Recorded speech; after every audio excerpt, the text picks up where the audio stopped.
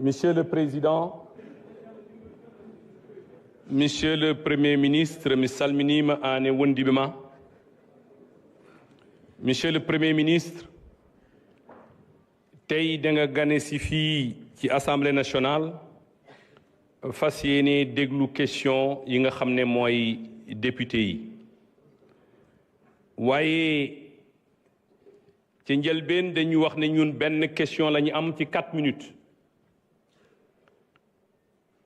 sànq woo nañu à moins d'1h30 wax ñu dinañu yokkal beneen orateur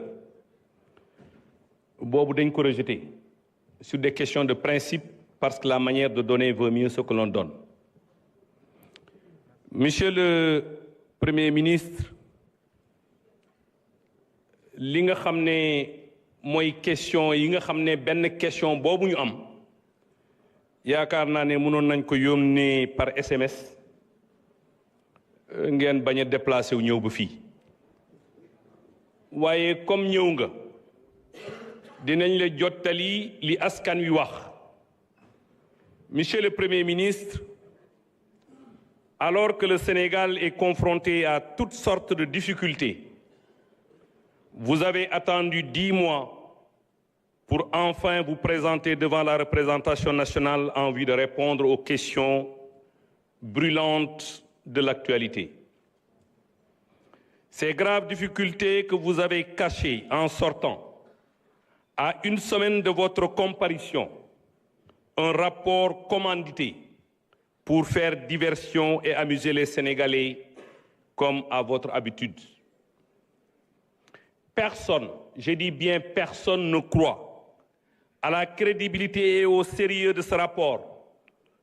En tout cas, pas nos partenaires techniques et financiers,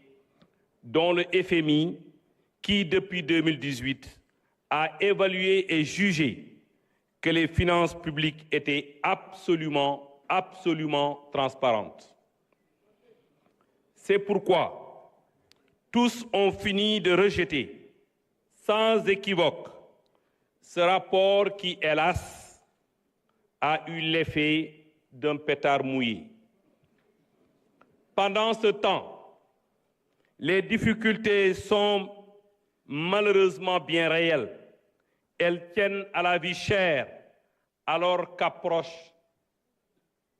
le Ramadan, à l'ébullition du front social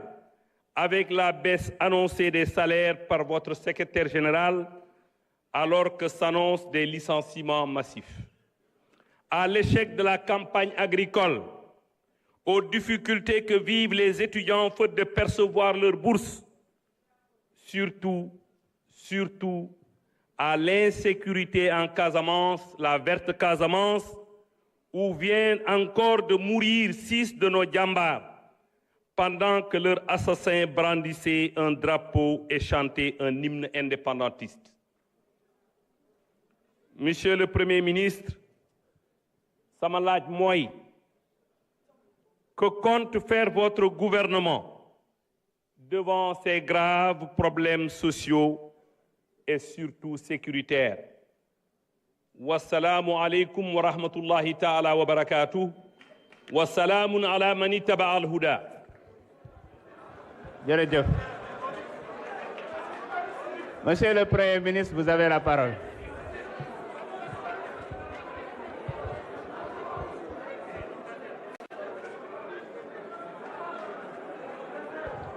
may leen Premier ministre mu jël kàddu. Jërë ngeen jëf. Merci beaucoup.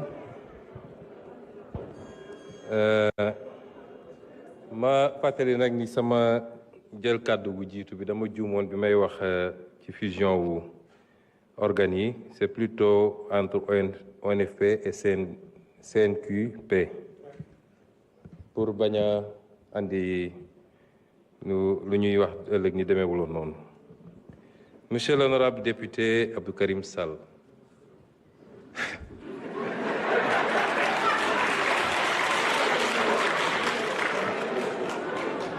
xam nga da nga door sa kàddu ci anam yoo xam ne ku ko dégg ne bésu àjjuma bi de waa ji xam naa moo jiite jumaa mu mbaaw loolu nag dafa safaanoog loolu ak li nga wax muy ay contre-vérité moo waxee ko noonu parce que bëgguma ko waxee baatu wolof defe naa kilifa gu toll ni yow bu taxawee di wax Sénégal yëpp di ko dégg na wax dëgg mbaa mu noppi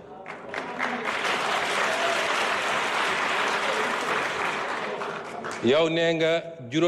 juróom benni soldat daan nañu Casamance ci fan yi amut waxoo lu am benn soldat daanuwul Casamance Facebook ngeen di toog ñu bind ngeen jël yóbbu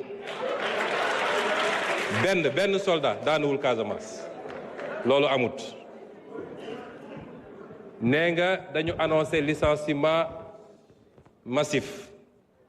ba léegi waxuñu lool de nee nañ dinañu auditer ba xam lu méngoog liggéey bi ak lu ko méngoowut buñ ci tollee nañ jël suñu responsabilité nee nga dañu annoncé des baisses de salaire xaw ma foo ko déggee fan ndax secrétaire général gouvernement def na émission wax na ni am na yenn salaire yu am doole ci réew mi te loolu am na fii am na ay fonctionnaires yoo xam ne la ñuy fayeeku président de la république du ko fayeeku ministre du ko fayeeku DG du ko fayeeku muy xaalis bu dul jeex ñu ne loolu buñ ci tollee dinañu xool nuñ koy càmbare parce que loolu mooy yoon ci logique sànq dafa am ko poser question ci li jëm ci dialogue social beeg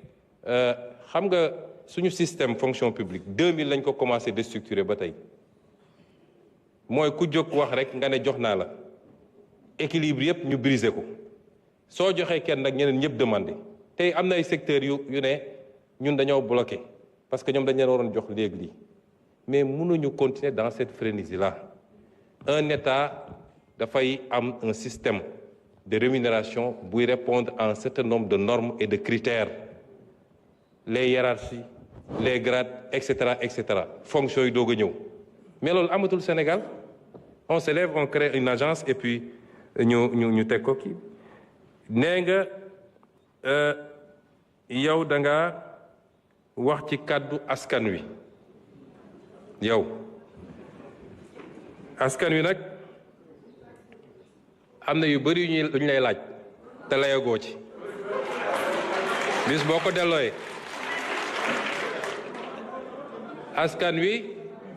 defe naa yaa nekkoon ministre bi ñuy def le fameux contrat des 45 milliards de l'armement tontoogoo ci yeneen yi duma ko tudd ba ci forêt classée de Thiès bi tamit xam ngeen yéen mënu leen tey crédible ni da ngeen di défendre askan bi ndax yéen a suuxatal réew mi ba mu ne tot yéen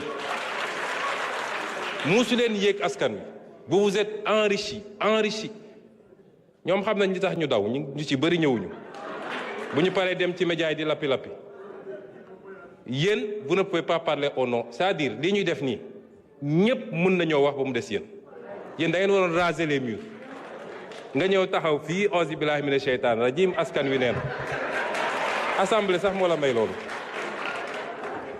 ensuite nee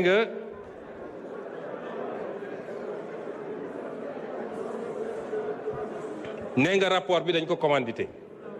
yéen yéen ne ay républicain ngeen bu njëkk ba ne ngeen Pastef duñu républicain gëmuñu république et cetera alors mais bu dee républicain ngeen dañoo njëkk ne vous énervez pas soyez calme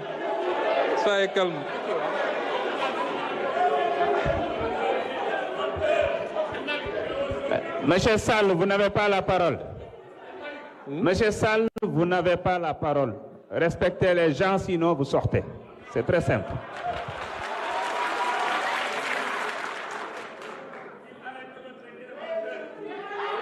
Vous continuez, je demande à la gendarmerie de vous évacuer. C'est très clair. nee naa yéen a doon wax ni Pastef duñu ay républicain lu ne ngeen yàkkuñu ko bi ñu njëkkee def suñu point de presse wax li ñu gis ci audit bi nga xam ne IGF moo ko def da ngeen ne dara amu ci Sonko li muy wax yëpp du dëgg day politique. Cour des comptes moo war a joxe résultat bi yéen a ko fi wax ñëpp dégg ko Cour des comptes ñëw joxe résultat bu gën a garaaw li ma waxoon waroon ngeen rus ñëw taxaw fii naan institution bi c'est commandité. Il faut ngeen respecter les Sénégalais. Cette manière de faire la politique est révolue, ça ne passe pas. Dem leen ngeen noppalu ji parce que vous avez échoué et vous avez enfoncé ce pays et les comptes seront faits. Xam nga su ngeen amee sañ-sañu wax da ngeen foog ni mbir mi dañ koy raay maasaale ko mu jeex mbir mi commencé gul de. Ce que vous avez fait c'est des crimes extrêmement graves et yéen ñëpp laale ngeen ci kon wax ji jarul ngay ñëw fii naan da ngay wax au nom du peuple le peuple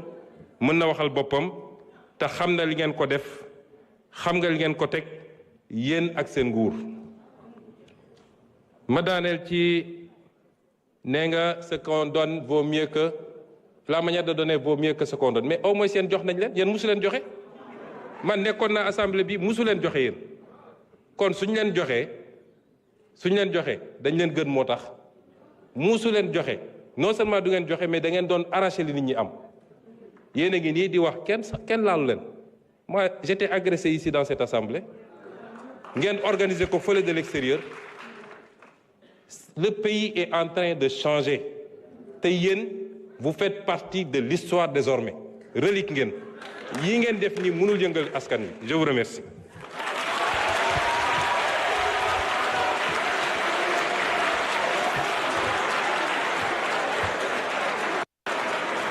Merci.